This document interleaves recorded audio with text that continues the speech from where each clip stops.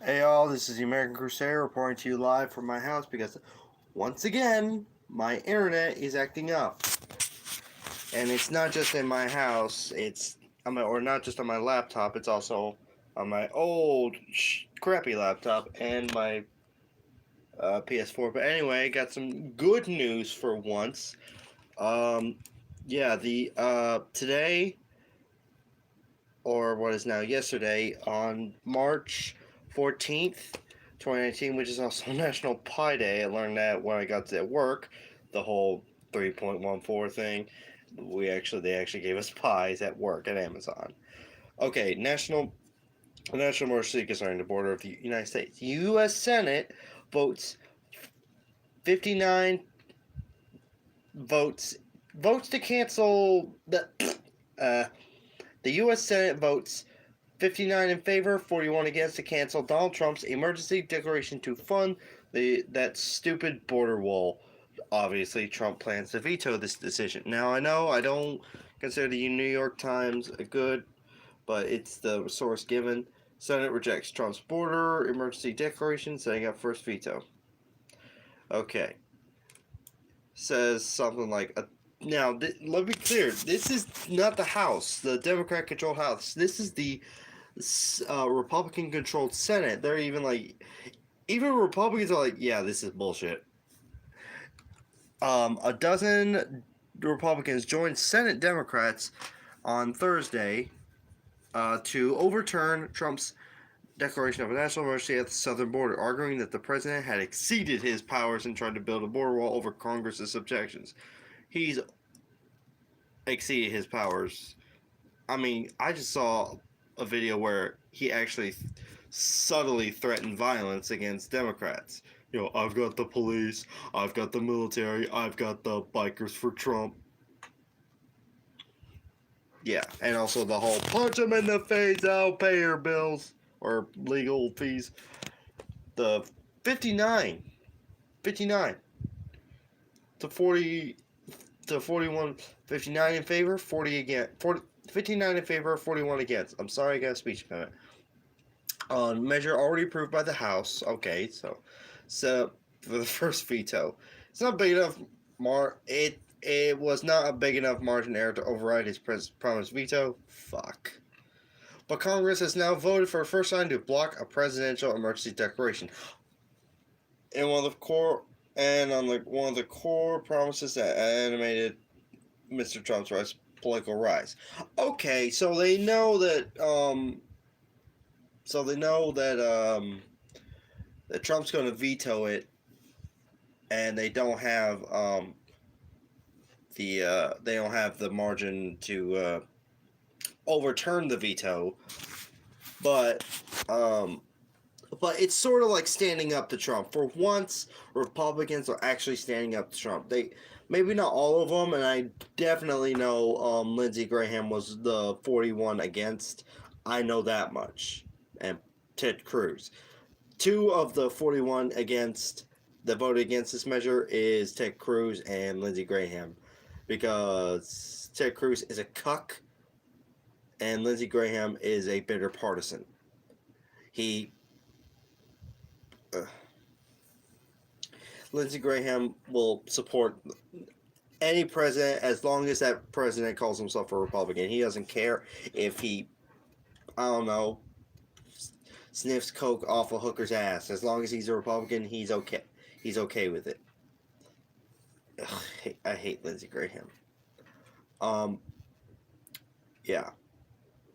But never before has a president asked for funding Congress has not provided, but it's not provided, and the president then has used the National Emergencies Act of 1976 to spend money anyway. Senator Lamar Alexander, Republican of Tennessee anyway, a Republican standing up to Trump. Our nation's founders gave Congress the power to approve all spending so the president will not have too much power. This check on the executive is a crucial source of our freedom.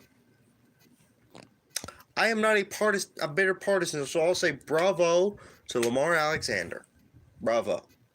It was the latest sign that cautious Republican majority Senate, spurred on by a far bolder Democrat-controlled House, was beginning to reassert its authority with a president who had gone virtually unchecked during his first 2 years in office. And yeah, and also, sort of unrelated, but sort of, basically standing up to Trump and his power. It's in the Senate, and it's already passed in the House. I might be getting the details wrong, but the whole Yemen thing Bernie Sanders led is we are ending the war, or our involvement in the war in Yemen, which is disgusting and horrible. So many Yemenis people have been killed. I've met Yemenis people. I was at likely near Island Water Park. I met 2 Yemenis kids.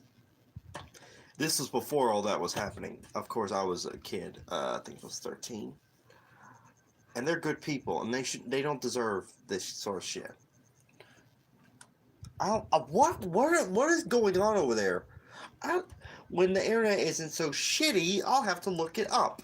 I barely managed to get this article up on my laptop.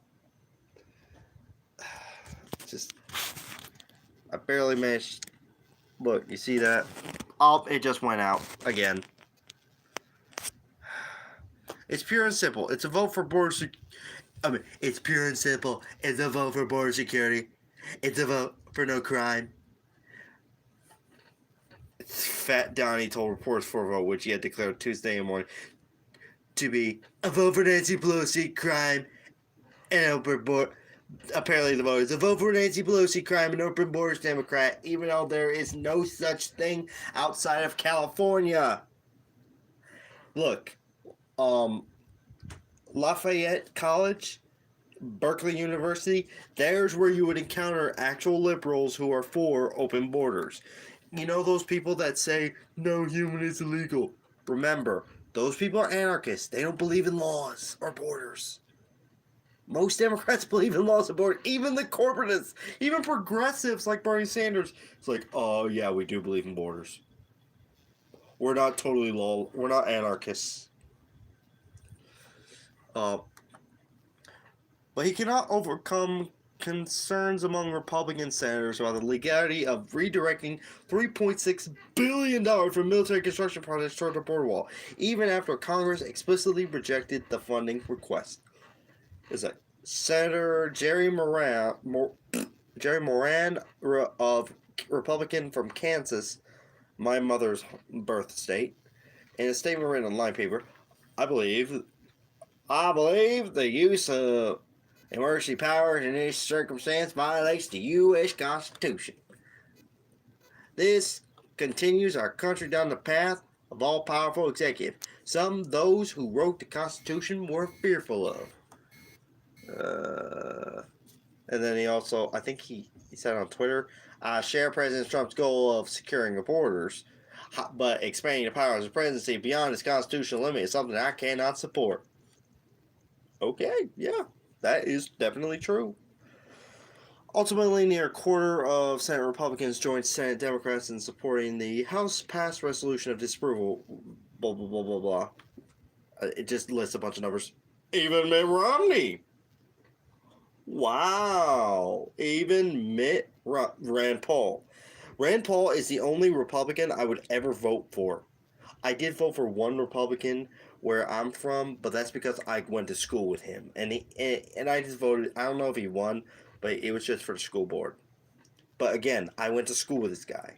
So, besides him, Rand Paul is the only Republican I would ever vote for. So, bravo for him. Of Kentucky. That's one senator. Three. I know three senators, Republican senators, that are definitely of the 41 against. Ted Cruz, Lindsey Graham, and of course, Turtle Man Mitch McConnell.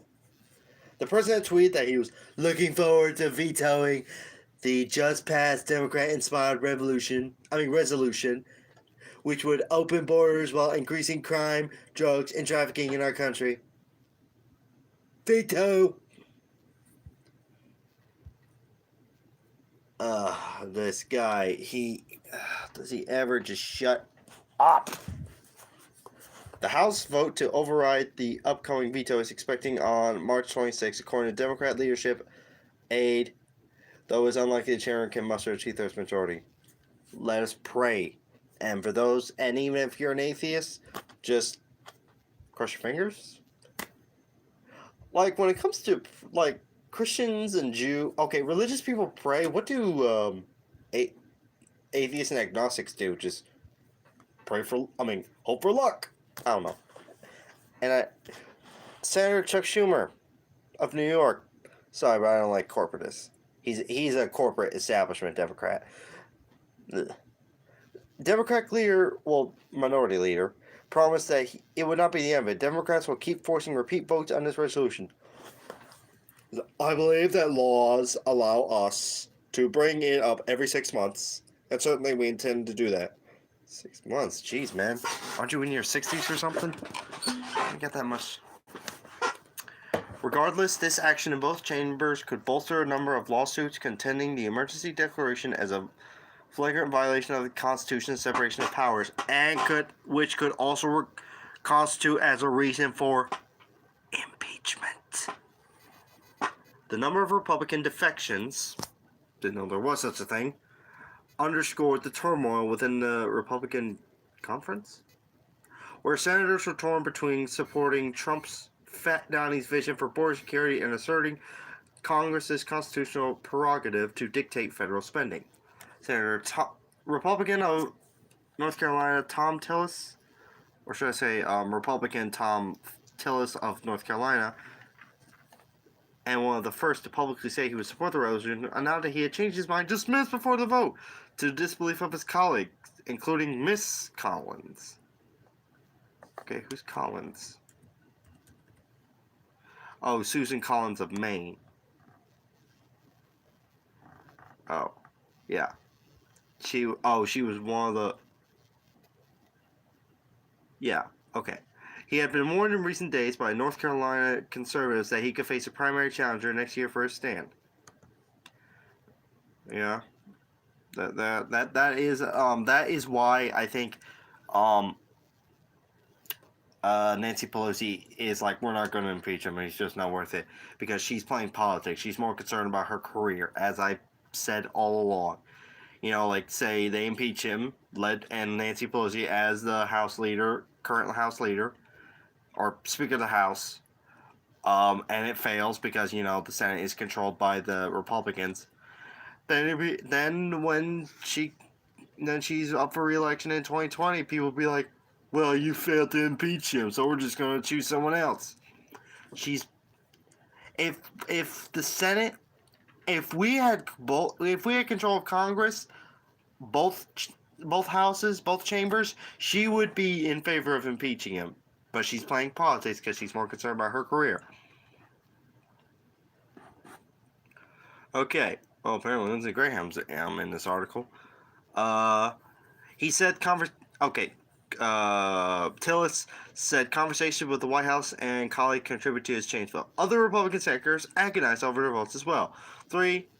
The disgusting Lindsey Graham of South Carolina, Ben Sasse of Nebraska, and Ted Cruz, apparently, of Texas, interrupted Mr. Trump dinner with his trophy wife, Melania, on Wednesday night at the White House to share their concern about the constitutional president. Cruz and Graham. Okay. For Graham to be doing the right thing, wow. Maybe I was... Wow. You have to really fuck up for partisan hack Lindsey Graham. Okay, Sean Hannity, I do know if he was in the Senate, he would not turn against Trump.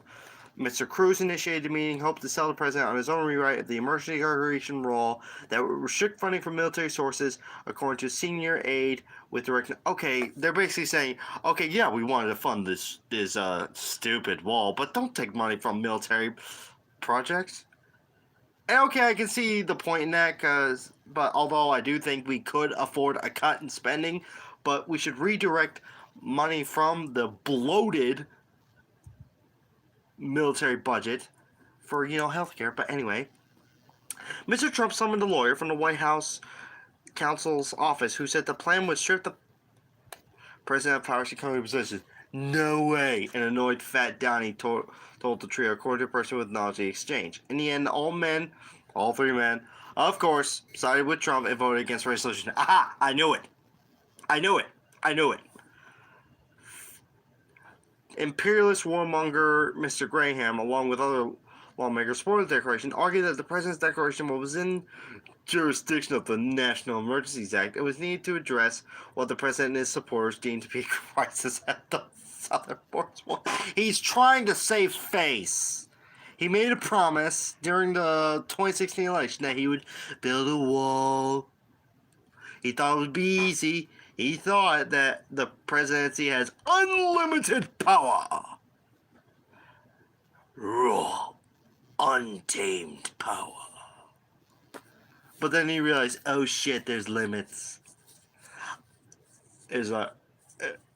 I'll take Congress's prerogative over appropriations extremely seriously, Senator Mitch McConnell of Republican and the Senate Majority Leader, but the Senate should not be in the business of misusing specific resolutions to express opinions on more general matters. Oh, what, like holding the President of the United States accountable and realizing, yeah, this is a bullshit emergency? Or as Bernie would do it, emergency?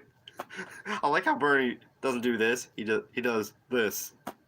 Maybe, I don't know, maybe it's arthritis. I don't know. The outcome of the vote was as much a reflection of Mr. McConnell's ambivalence as Trump's insistence. The majority leader has strongly advised Fat Donnie against declaring a national emergency. Okay. 1 point for Mitch McConnell. 1. And he made a point of not pressuring senators to support the president, urging them to vote according to their conscience and political interests, according to 7 Republican aides and lawmakers. No, don't vote for political interest. Vote for your conscience. And there's a picture of Mitt Romney talking to people. It says ultimate and a caption. Ultimately, a dozen Republicans joined 10 Democrats in supporting the House passed resolution to disapprove, including Senator Mitt Romney. At party lunch in March, McConnell canvassed his conference, but virtually no support for the president's position. No shit. The message was not lost on Mr. Trump, who told a visitor to Mar-a-Lago, the president's club, blah, blah, blah, last weekend that he felt let down by the lackluster effort by Republican leaders. Oh, there's nobody supporting you, Fat Donnie. No, they're not. In a volley of phone calls with Senate Republicans over the past few weeks, the president warned of the electoral consequences of defying him and dismissed concerns about the constitutional principle. It's like, I don't care! You will pay for this in the elections. During a meeting on trade on Wednesday afternoon at the White House, Fat Donnie tried to... I've seen this word, C-A-J-O-L-E,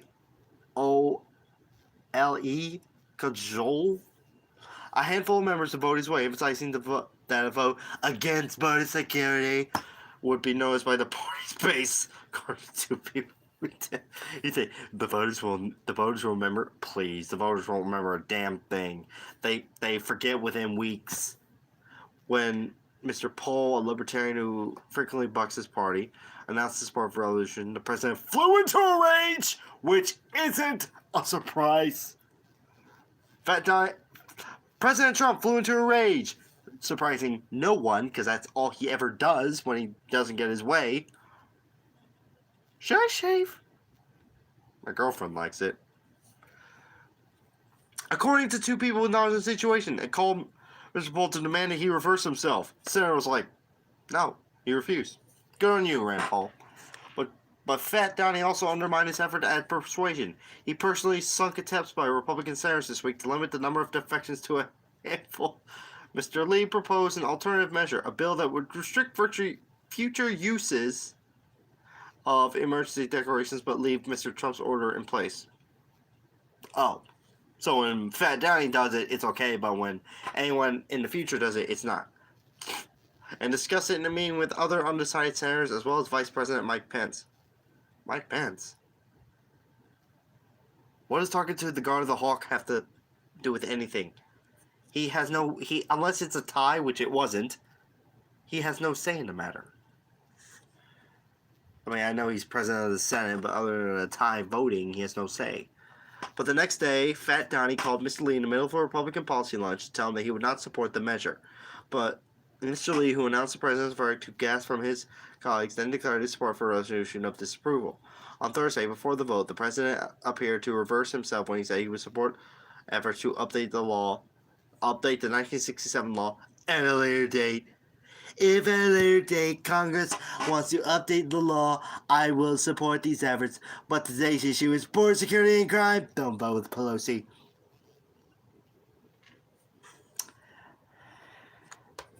But it was not enough to overcome opposition from constitutional conservatives, appropriators like Mr. Blunt and Mr. Wicker, and Hawks, who questioned his diversion of funding allocated to the military. As the Senate was delivering its rebuke, senior military commanders announced they would begin to scale back at least 40% of the 6,000 troops deployed at the southwestern border at Fat Donnie's request.